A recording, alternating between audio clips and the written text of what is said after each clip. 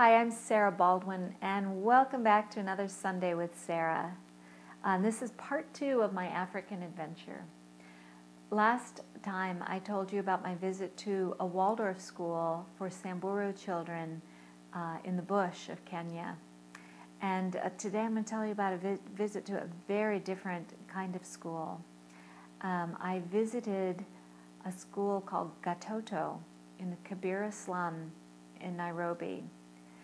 I was supposed to visit a Waldorf school that day, but there was miscommunication and technical problems. We couldn't communicate. I couldn't find out where to go or when to be there. So it's just kind of by happenstance that I had the opportunity to visit this other school instead, and I was so grateful that I did. So we took off in the morning. We set off for the school and drove through crazy, congested downtown Nairobi until we reached the Kibera slum. Vast and sprawling, really unimaginable poverty, lots of shanty shacks, handmade houses, makeshift houses, lots and lots of them, open sewers, smelled really bad, passed by heaping piles of garbage, sometimes seeing people sleeping on them, people selling things out on the street, whatever they could.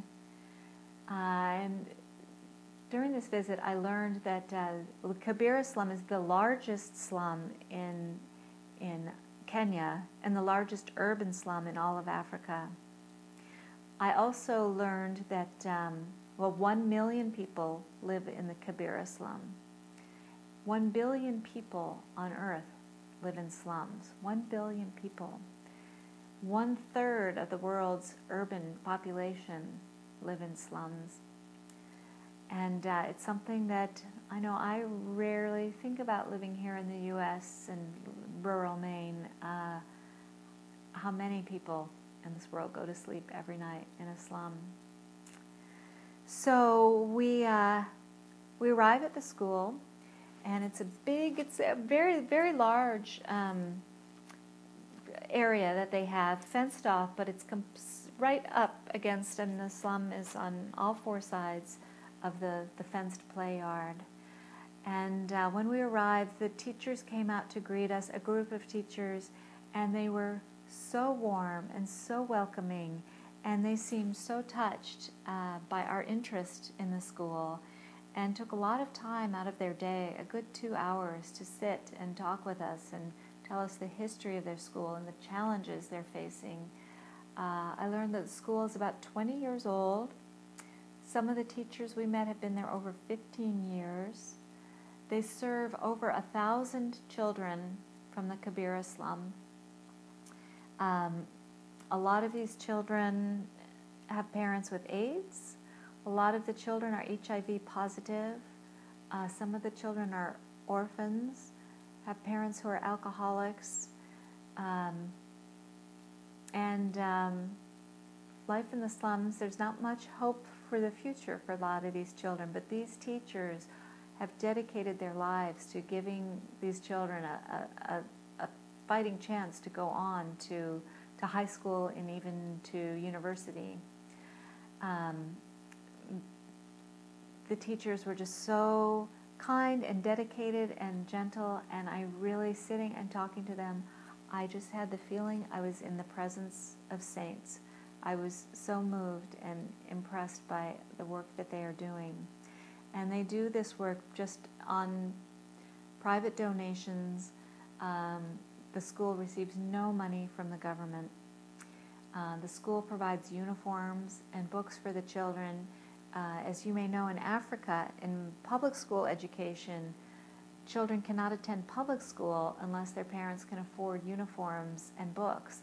So a lot of families can't, and the children never go to school. But the school does provide uniforms.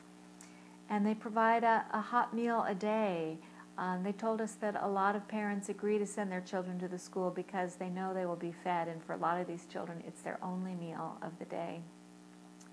we visited a big room where they had 3 huge vats, looked like 3 giant crock pots, where they're cooking rice and beans for the children.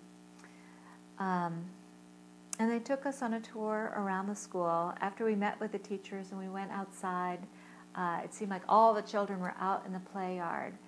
It was very muddy. It had just rained, and a lot of the children didn't have shoes. They had uniforms but no shoes.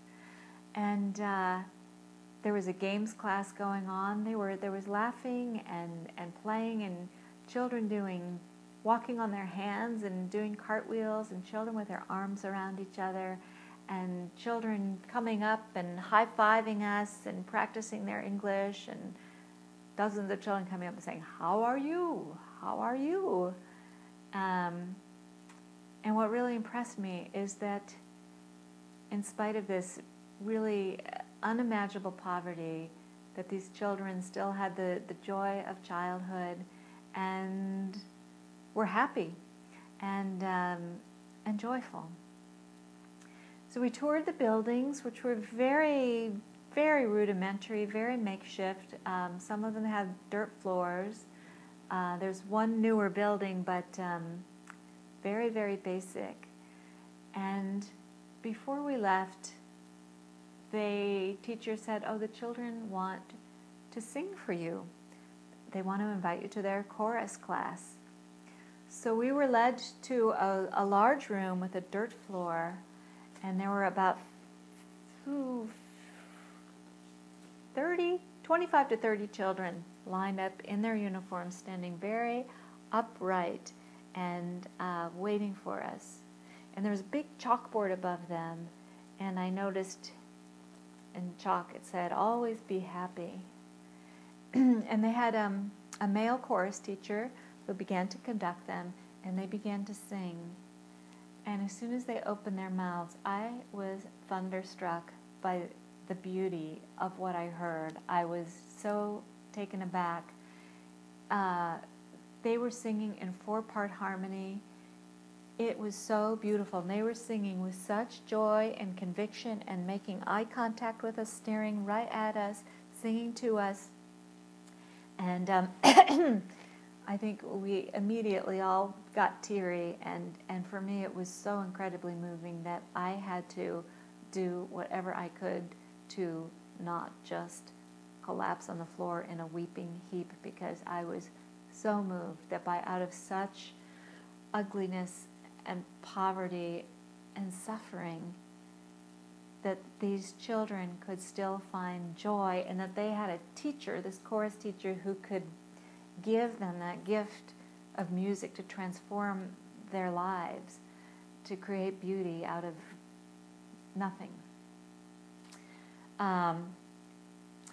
And then that was followed by poetry. They had an elocution teacher, and they recited long poems that they knew by heart all together, and it was incredible and so moving. So while I was there, before I'd left the school, the gears in my mind started turning, and I had this idea, this inspiration, that I felt like I need to bring these kids. I need to find a way to get these children to the U.S., to perhaps do a concert tour, to sing, to share this incredible music, to share the story of their school, to raise awareness of slum life and how many people are living in slums, to give these children an opportunity to travel that may never have that opportunity otherwise, but most especially just to share this beautiful music with others. And I've been thinking about how I'm going to do this. Maybe start a Kickstarter campaign to raise money. Maybe it means making a short documentary about the school to share with others to get them excited about bringing the kids here. I'm not quite sure how it's going to happen or if it's really going to happen, but if you have any ideas, anyone who could help me make this vision a reality, I would love to hear from you. Please let me know. And anyway, just want to thank you for listening, for caring. Thank you for your comments, both on and offline. Really appreciate you tuning in next week, and I'll see you again soon. Thanks so much. Bye.